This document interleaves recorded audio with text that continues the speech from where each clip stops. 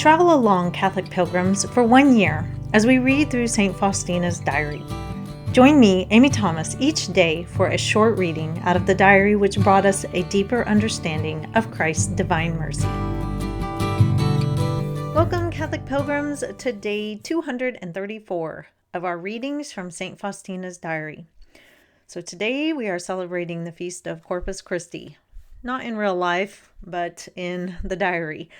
Hey, that would be kind of cool if it actually fell on the feast day of Corpus Christi if you're listening to this in a different order, but I digress. Anyway, back in Turkey, my husband's chaplain was Protestant, and we kind of went round and round a few times about Catholicism and Protestantism, and because I had been Protestant before, I knew a lot of his lingo and what he was talking about. And one of the things he just could not get down with was the Eucharist, Holy Eucharist, which is Christ's body, blood, soul, and divinity. And we had a lot of talks about it. And each time we talked about it, I told him I believed the same way as you.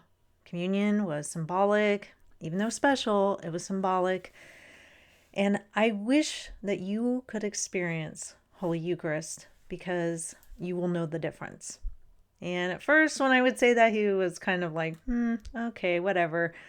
But towards the end of our stay in Turkey, he actually came and said, I think I can get my mind around the Eucharist. And that is a huge step. So that's what we're going to talk about today in Notebook 3, numbers 1133 through 1141. 27 May 1937, Corpus Christi. During prayer, I heard these words, "My daughter, let your heart be filled with joy. I, the Lord, am with you. Fear nothing. You are in my heart." At that moment, I knew the great majesty of God, and I understood that nothing could be compared with one single perception of God. Outward greatness dwindles like a speck of dust before one act of a deeper knowledge of God. The Lord has poured such a depth of peace into my soul that nothing will disturb it anymore. Despite everything that goes on around me, I am not deprived of my peace for a moment. Even if the whole world were crumbling, it would not disturb the depth of the silence which is within me and which God rests. All events, all the various things which happen, are under his foot. This deeper knowledge of God gives me full liberty and spiritual freedom, and nothing can disturb my close union with him, not even the angelic powers. I feel that I am great when I am united to God. What happiness it is to have the consciousness of God in one's heart and to live in close intimacy with him.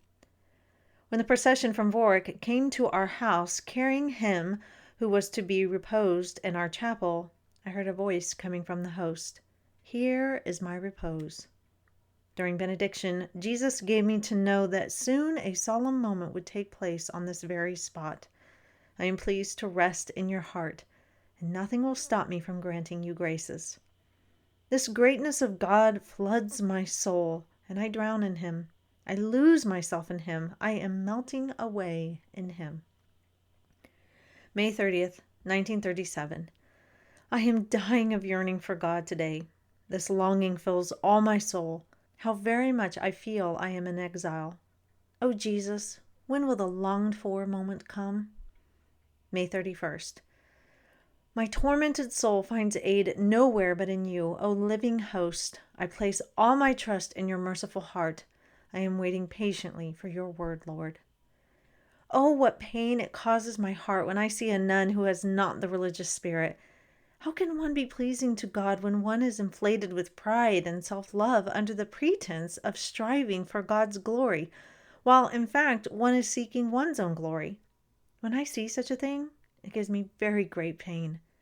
How can such a soul be united closely with God? Union with the Lord is out of the question here. June 1st, 1937.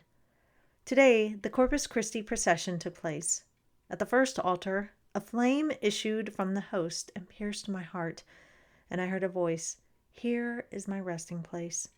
Ardor burst into flame in my heart. I felt that I am transformed completely into him.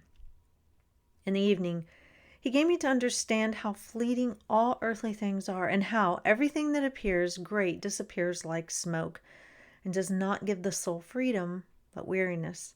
Happy the soul that understands these things, and with only one foot touches the earth. My repose is to be united with you. Everything else tires me.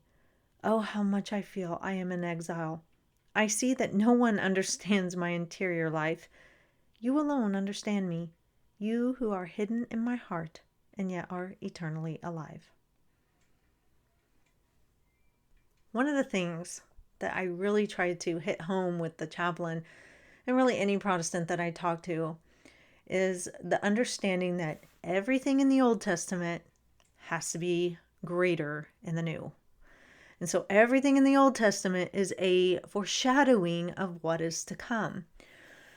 So the Passover feast, where they ate the lamb and the bitter herbs and were celebrating their freedom out of Egypt, that was a very symbolic feast that they celebrated, and each thing had a very symbolic meaning. They were supposed to be ready to go, like all dressed while they ate the meal, to signify how they had to hurry out of Egypt. The lamb, which was sacrificed as, the sacrificial lamb that you offer to God, and then they eat of the flesh, and the lamb had to be a male and perfect and without blemish, no broken bones, all that kind of stuff. The bitter herbs were to remind them of their bitter bondage.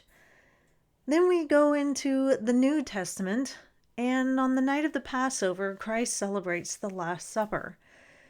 Everything is different here. Everything is different. And now it all comes to its full meaning.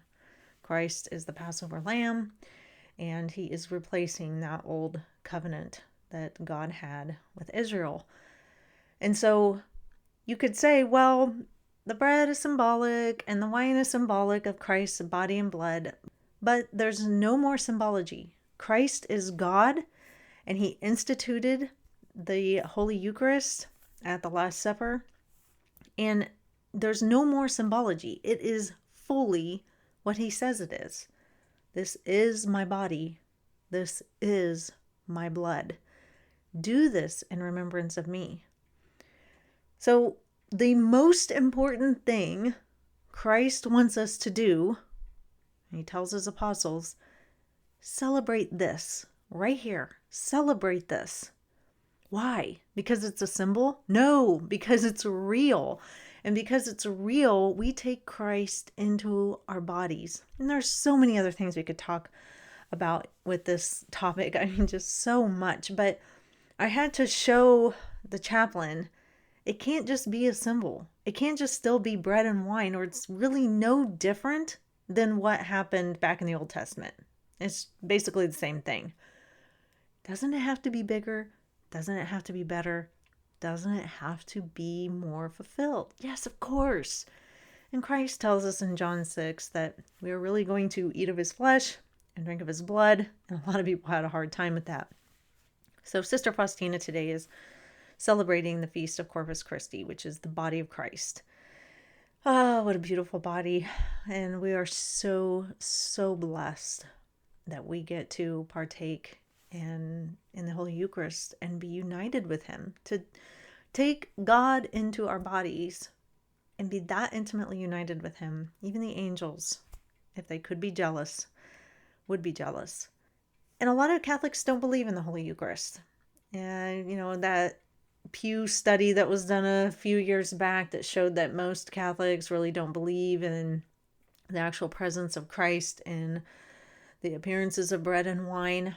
It's so sad because I've done the whole it's just symbolic thing, and okay, it's nice, but it's nothing compared to going up and receiving Holy Eucharist at communion time. It's just no comparison. And the fact that people are just so apathetic about it is truly sad. Now, I understand it can be a little difficult to get your mind wrapped around how God could be there on the altar in the appearance of bread and wine.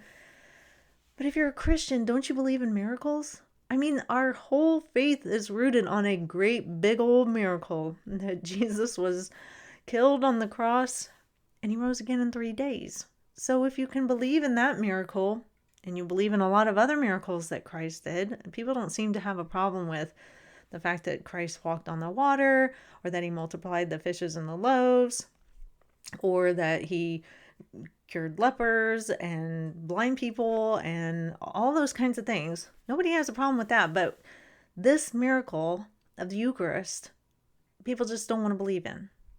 And that's kind of baffling to me, because as a Protestant, I just didn't know any different. I didn't know that there was such a thing as communion where you were actually receiving Christ. I just thought everybody did it symbolically. I really didn't know. And then when my husband told me, I was kind of baffled because I just had never heard it before. But it's a miracle. God performs miracles. And so after just learning about it and taking some time to think about it, it wasn't too hard for me to accept, because I believe in God's other miracles. And this is one of his other miracles that he does every day all over the world, pretty much 24/7, which is fabulous. It's so cool. I just absolutely love it. The eternal banquet. So amazing. And so in reading through Sister Faustina's writings today, we see that there's a Corpus Christi procession. It's starting in a chapel in Borwick, or that might be the actual chapel's name, Borwick. And then the last place that it's coming to rest is in her congregation's chapel. And again, we just see that she's so in love with God, and she's so happy to have him there in her chapel. And he tells her several times, "You are my resting place. You are my heart. You are my resting place.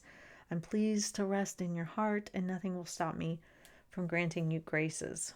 And we can have that kind of unity where Christ can actually rest in our souls because of the great gift and miracle of Holy Eucharist.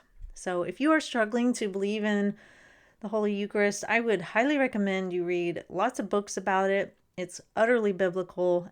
Nearly everything in the Old Testament that talks about Passover feasts and bread and wine is a foreshadowing of what is to come in the New. Christ talks about it a lot in John 6, and there's just so many people who have done great writings about it. I would highly recommend you read them. And also reading about the Eucharistic miracles, where the appearances of bread and wine fall away and you actually see flesh and blood. And those are amazing. They just blow your mind. So that is all for today, Catholic Pilgrims. I will see you back here for day 235. And until then, live the faith boldly and travel well.